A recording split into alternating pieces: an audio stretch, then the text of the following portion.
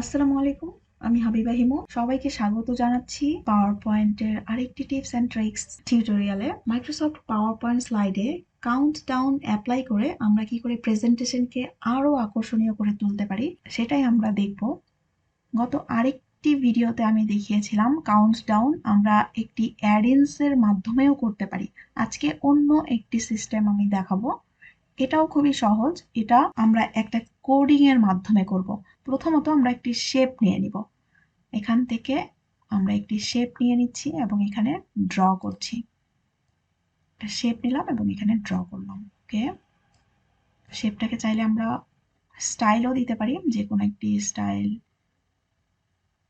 চাইলে আমরা দিয়ে দিতে পারি। ওকে, সিলেকশন প্যান থেকে এসে এখানে আমরা নাম দিয়ে দিচ্ছি কাউন্ট ডাউন। ওকে, শেপটির নাম দিয়ে দিলাম কাউন্ট ডাউন। তো এই শেপের মধ্যে আমরা একটি কোডিং অ্যাপ্লাই করব। কোডিংটা অ্যাপ্লাই করার জন্য আমাদের যেতে হবে ডেভেলপার মেনুতে। ডেভেলপার মেনুটা যদি না থাকে এখানে, তাহলে আমরা কি করব? যে কোনো একটা মেনুর উপরে আমরা জাস্ট রাইট বাটন ক্লিক করে কাস্টমাইজ রিবন, এখানে ক্লিক করলেই আমাদের রিবন বারগুলো চলে আসবে সব, এবং ডান পাশে দেখতে পাবো মেইন ট্যাব লেখা আছে। এখানে সবগুলোই আমাদের পাওয়ার পয়েন্টে উপরে যে মেনুগুলো আছে সবগুলোই কিন্তু টিক চিহ্ন দেওয়া আছে। তো যেগুলো আমরা চাই না সেগুলোতে আমরা আনচেক করে দিতে পারি, এবং যেগুলো আমরা চাই, যেগুলো রেখে দিতে চাচ্ছি, সেগুলোতে আমরা জাস্ট টিক দিব।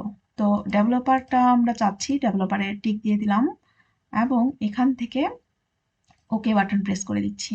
ওকে, তো ডেভেলপার মেনু চলে আসলো। এখানে ডেভেলপার মেনুতে আসার পর আমরা চলে যাব ভিজুয়াল বেসিক। এই ফিচারটা চলে আসবে এবং এখানে দেখতে পাচ্ছি একটি অপশন ভিবিএ প্রজেক্ট। তো এই ভিবিএ প্রজেক্টে আমরা রাইট বাটন ক্লিক করব এবং এখানে ইনসার্ট আছে, এখান থেকে মডিউলে চলে যাব। এখানে একটা হোয়াইট পেজ আসবে লেখার জন্য। এখানে আমাদের যে কোডিংটা আছে সেই কোডগুলো এখানে আমরা পেস্ট করে দিব। এটা সব রেডি করা আছে, শুধু কপি করব এবং পেস্ট করব। এখানে আমরা দেখতে পাচ্ছি এই কোডিংটা জাস্ট ক্রিয়েট করাই আছে। আমরা কপি করব, কন্ট্রোল সি বাটন প্রেস করে এখানে এসে পেস্ট করে দেব। এখানে একটু মনোযোগ দিব, আমরা লক্ষ্য করব এখানে কাউন্ট মিডিল বরাবর কাউন্ট লেখা আছে 30, এই জায়গায় 30 লেখা আছে 30 সেকেন্ড। তো আমরা যত সেকেন্ড চাচ্ছি কাউন্টিং করতে, সেই সেকেন্ডটা আমরা কাউন্ট করে এখানে লিখে দিব।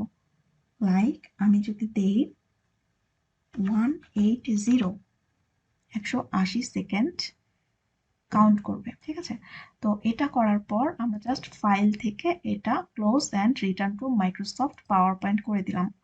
ওকে, হয়ে গেল। আমাদের ডেভেলপারে আমাদের কোডিংটা অ্যাপ্লাই হয়ে গিয়েছে। এখন করতে হবে কি, এই শেপের মধ্যে ওই কোডটা অ্যাপ্লাই করতে হবে। শেপটা সিলেক্ট করার পর চলে যাব ইনসার্টে। ইনসার্ট থেকে এখানে অ্যাকশন লেখা আছে, অ্যাকশনে ক্লিক করার পর জাস্ট এখানে রান ম্যাক্রো লেখা আছে, রান ম্যাক্রোতে ক্লিক করে দেবো এবং কাউন্ট ডাউন দেখতে পাচ্ছি আমরা। কাউন্ট ডাউনে সিলেক্ট থাকা অবস্থায় ওকে বাটন প্রেস করে দিব।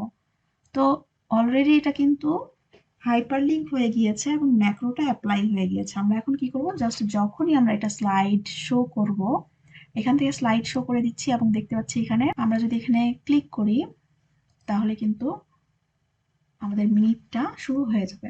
আমি দেখতে পাচ্ছি কন্টিনিউয়াসলি এটা রান করছে। 3 মিনিট থেকে নিচের দিকে কাউন্ট ডাউন অলরেডি রানিং।